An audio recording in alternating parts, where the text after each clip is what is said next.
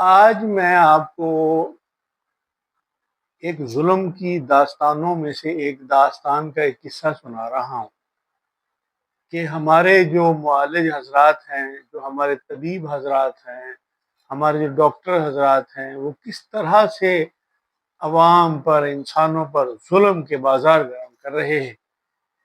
انتہائی دکھ ہوتا ہے، انتہائی دکھ ہوتا ہے، انتہائی دکھ ہوتا ہے کہ یہ ظلم کیوں کر رہے ہیں یہ لوگ، کیوں انہیں خوف خدا نہیں ہے، کیوں ان کو انسانیت کا درد نہیں ہے، کیوں انہیں مرنا جینا یاد نہیں ہے۔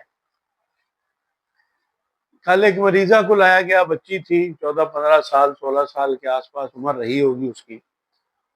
تو جب وہ آئی تو میں نے دیکھا اس کے چہرے پر دانے اور سارا وہ نکلا ہوا تھا، سرخ ہوا پڑا تھا چہرہ، اور کھال بھی جیسے ادھڑی ہوئی تھی اس پہ سے۔ تو اس کی دادی اور اس کی چاچی وغیرہ ساتھ تھے، تو میں نے کہا جی بتائیں۔ انہوں نے کہا جی اللہ اللہ کر دیں۔ میں نے کہا اللہ اللہ اللہ اللہ اللہ، یہ اللہ اللہ کر دی، ہمارا تو کام ہی الحمدللہ رب العالمین اللہ اللہ ہی کرنا ہے، اللہ اللہ کر دی۔ نہیں، وہ اللہ اللہ کر دیں گے، اس کو نا سوئیاں چبھتی ہیں۔ اچھا سوئیاں چبھتی ہیں؟ تو میں نے اس کی نبض دیکھی، زبان دیکھی، تو جو ہماری جو عظیم مجدد طب اور محسن انسانیت جو ہمارے طب کی نقطۂ نظر سے حضرت صابر ملتانی رحمۃ اللہ علیہ نے جو عظیم سلسلہ دیا ہے تشخیص کا، تجویز کا، علاج کا، اس میں اس کے مطابق وہ مجھے اعصابی عضلاتی لگ رہی تھی۔ کیونکہ مرض عموماً ہوتا ہی، عورت کا مزاج خود ہی عضلاتی ہے، خود ہی عضلاتی میں اس کو کوئی مسئلہ نہیں ہوتا، چاہے وہ 80 سال کی ہو جائے۔ ہماری نظر میں ایسی بہت ساری خواتین جو بالکل ٹھیک ہے، کیونکہ ان کا جگر جو سردار ہے، وائٹل آرگن ہے، وہ صحیح کام کر رہا ہے، فٹ ہے، وہ بے تحاشا ہوتی ہیں، اچھی خاصی یعنی بڑھاپے کی عمر میں بھی، اور اچھا خاصا کھاتی بھی ہیں، اور سارا وہ کوئی مسئلہ نہیں ہوتا، کیونکہ سارا تعلق جگر کے ساتھ۔ تو پھر وہ کھلنا شروع ہو گئے۔ جو ظلم کی میں داستان آپ کی گوش گزار کرنا چاہ رہا، کیا ہوا کہ جی اس کو میں نے تو ان کو بتایا کہ یہ نا شدید ڈپریشن کی مریض ہے۔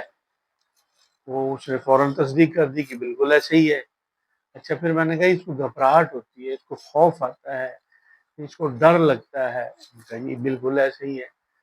تو میں نے کہا اسی کیفیت میں جب اس کو لگتا ہے کہ اس کی سانس گھٹ جائے گی، رک جائے گی، جان نکل جائے گی، اس کو ایسی کیفیت جب ہوتی ہے تو پھر اس کی وجہ سے یہ اپنے آپ سے باہر ہو جاتی ہے، اس کو پتہ نہیں چلتا کہ اس نے کیا کرنا ہے کیا نہیں کرنا، اس کے ساتھ ہو کیا رہا ہے۔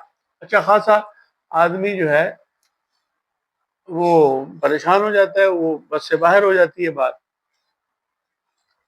تو ہمارا جو مقصد ہے وہ تو آپ کی خدمت میں یہ جو عظیم جو احسان ہے حضرت صابر ملتانی رحمۃ اللہ تعالی علیہ کا، وہ لوگوں تک پہنچانا ہے کہ لوگوں خود طبیب بن جاؤ، اتنا مشکل کام ہی نہیں ہے، بالکل آسان ہے۔ کم از کم جب تک آپ کو انتہائی خدا نخواستہ ایسی زیادہ گمبھیر صورتحال کا سامنا نہ ہو، تو آپ اپنے آپ کو اپنی ڈائٹ سے، اپنی حالات سے خود اپنے آپ کو چیک کر سکتے ہیں، بغیر کسی مشینوں کے سہارے کے، بغیر کسی ٹیسٹوں کے۔ تو جب میں نے ان کو بتایا تو انہوں نے کہا جی اچھا، اس نے کہا جی مجھے نا ٹانگوں پہ جسم پہ خارش ہوتی ہے، چہرے پہ تو نظر آ ہی رہا تھا۔ تو میں نے کہا بھی آپ کے جب خارش ہوتی ہے تو اس میں سے جو پانی نکلتا ہے دانوں میں سے؟ پہلے تو اس نے کہا نہیں، پھر میں نے کہا نہیں ذرا تھوڑا یاد کرو، بتاؤ کہ یا خشک رہتے ہیں یا پانی نکلتا ہے؟ تو اس نے کہا پانی نکلتا ہے۔ تو میں نے وہی تشخیص کے مطابق آتش کی زہر کی زیادتی، اعصابی عضلاتی تحریک میں، تو پھر وہ کھلے کہ ایک دن جس کی بہت زیادہ، ہاں یہ بھی ساتھ بتایا کہ ہم جی اس کو دماغ کی ٹی بی ہو گئی ہے۔ اب ہمارے لیے یہ ایک نئی اصطلاح تھی کیونکہ پھیپھڑوں کی ٹی بی، ہڈیوں کی ٹی بی یہ تو سنی تھی، اب یہ دماغ کی ٹی بی بھی ایک نئی جو اصطلاح ایجاد کر لی، دریافت نہیں کر لی گئی کیونکہ اس کا تو وجود ہی نہیں ہے، ایجاد کر لی گئی۔ تو ہوا یہ کہ اس بچی کو ایک دن انہوں نے کہا جی کہ بہت زیادہ اس کی حالت خراب ہو گئی بیٹا، یعنی بے ہوش ہو گئی، جیسے گئی وہ ایسے محسوس ہو رہا تھا۔ تو ہم نے 1122 والوں کو بلایا، گاڑی میں ڈالا، ہسپتال لے گئے، یہ ہے وہ ہے۔ وہاں پر جا کر انہوں نے ٹیسٹ ویسٹ جو بھی ہے کیا، جو ایمرجنسی جو ان کے پاس ٹریٹمنٹ ہوتا ہے، انجیکشن لگا لو وہ کہ جو بھی، تو اس کے بعد پھر انہوں نے اس کا بون میرو کیا۔ بون میرو کیا؟ انہوں نے کہا اس کی ریڑھ کی ہڈی میں ٹیکا لگا کر انہوں نے لیکوڈ نکالا ہے۔ وہ کس لیے نکالا ہے بھائی؟ چھوٹی سی بچی ہے، اس کو کیا ہو گیا خدا نہ خواستہ؟ جی انہوں نے ٹیسٹ کرنا تھا کہ اس کی دماغ میں جو ٹی بی ہے وہ اتنا ظلم، ریڑھ کی ہڈی پر ہی تو انسان کا سارا وہ اسٹرکچر کھڑا ہے، خاص طور پر نیچے والا دھڑ جو ہے وہ سارا ریڑھ کی ہڈی پر اس کا ہے۔ تو اسی میں آپ نے انجیکشن لگا دیا۔ تو بون میرو کے تو ہم مطلب یہ جو ٹیسٹ ہیں بایوپسی وغیرہ کرتے ہیں، تو یہ تو بہت ظلم ہے، یہ تو جہالت کی انتہا ہے کہ آپ تشخیص کرو، اس کا مرض پکڑو کہ اس کو اعصابی عضلاتی ہے، عضلاتی اعصابی ہے، عضلاتی غدی ہے۔ کون سی تحریک بڑی ہوئی ہے؟ غدی عضلاتی کی تحریک بڑی ہوئی ہے، اس کا مزاج کیا ہے؟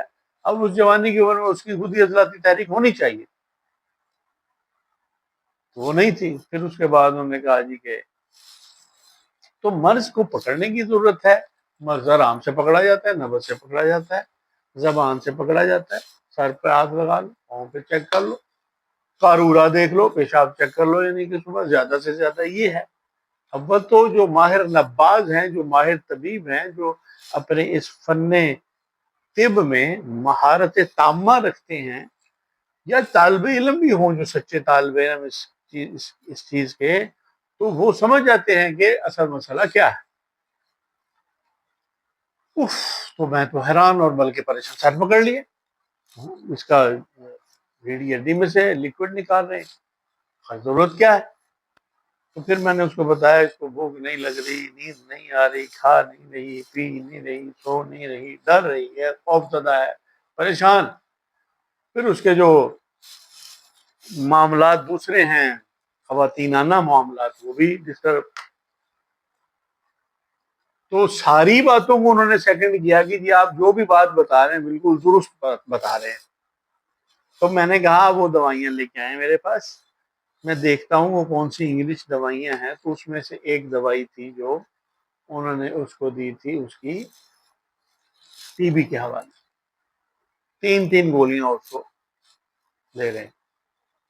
اس کے سائیڈ ایفیکٹ جب انہیں پڑے تو پھر اس کو بتایا کہ دیکھو یہ ساری جتنی علامات ہیں یہ سب اس دوائی کی وجہ سے، جتنی ساری یہ سارے سائیڈ ایفیکٹ۔ پھر اس کے بعد اس کو اومیپرازول دیتے ہیں۔ ایسا ظلم ہے، ہر مریض کو اومیپرازول دے، جو دوائی دے رہے ہوتے ہیں اس کے سائیڈ ایفیکٹ میں معدہ خراب ہوتا ہے، معدہ ٹھیک کرنے کے لیے اومیپرازول دیتے ہیں۔ اومیپرازول جب مستقل کھاتے ہیں مہینوں سالوں کے حساب سے، تو معدہ تو بالکل ہی اصلی اس کا جڑ سے ہی خراب ہو جاتا ہے۔ اور ایک پین کلر۔ تو میں نے کہا کہ آپ کچھ اور نہ بھی کرو تو خالی یہ دوائیاں چھوڑ دو تو یہ ٹھیک ہو جائے۔ پھر مجھے کہہ رہے ہیں جی اللہ اللہ کا، میں کہا ابھی میں کیا کروں؟ میں تو آپ لوگ میرے سامنے آپ گڑھے میں کھڈے میں گر رہے ہو، میں بچاؤں نا آپ کو، بتاؤں نا کہ آپ یہ ظلم اپنے آپ کے ساتھ کر رہے ہو۔ پھر میں نے ان کو کہا یہ دوائیاں دیکھو، یہ گوگل پہ آپ سرچ کر لو، آپ گھر میں کوئی پڑھا لکھا ہوگا اس کو دکھاؤ جا کے، بولو یہ دیکھو یہ سارا یہ کیا ہے، یہی ہے۔ تو یہ دوائیاں چھوڑو، اور تو اس جوانی کی عمر میں اب اسی کا ابھی اس کو ٹی بی کہاں سے ہوگی؟ کیا ہوتی ہے ٹی بی؟ وہ تو ان کو تو احساس ہی نہیں ہے، کوئی درد ہی نہیں ہے، انسانیت کا کوئی فکر ہی نہیں ہے کہ ہم کیا کر رہے ہیں، نہ انہیں کوئی قانون کا ڈر ہے، نہ انسانیت کا ڈر ہے نہ خدا کا ڈر ہے، لگے ہوئے ہیں اندھا دھند اور اپنی جہالت کے اوپر مہر ثبت کر رہے ہیں یہ جو ڈاکٹر حضرات۔ اللہ تعالیٰ ہدایت عطا فرمائے۔ پھر ان کا جی ہمیں تعویذ پینے کے لیے دے تو میں نے پینے کے لیے بنا دیا، تیل کے لیے بنا دیا، تیل پہ دم بھی کر دیا، کلے کیا۔ تو یہ ہے سوچ کہ بگاڑتے وہ ہیں کون؟ ڈاکٹر حضرات، ٹیسٹ رپورٹیں یہ وہ، اور جب اس سے مرض بڑھتا گیا جو دوا کی ٹیسٹ کیے تو پھر جب زیادہ بگڑتا چلا جاتا ہے مسئلہ تو پھر کسی ہمارے جیسے مسکین درویش کے پاس آتے ہیں، تو پھر ہمارے جیسا، ہمارا تو مقصد ہی انسانیت کے لیے ہے، کوئی اور لوٹ مار کا تو سلسلہ ہے نہیں، تو اسی کے لیے عرض کیا کہ بھائی آپ یہ کر لیں۔ اب ان کے دماغ میں وہ چیزیں فکس ہو گئی ہیں کہ یہ جو دوائی ڈاکٹر کی ہے، یہ اتنا بڑا ہسپتال، اتنی رپورٹیں ہیں، اتنی ٹیکنالوجی ہے، اتنی مشینیں ہیں، یہ ہے وہ ہے، تو یہ بہت کاریگر بنے، یہ مسکین سا بندہ اس کو کیا۔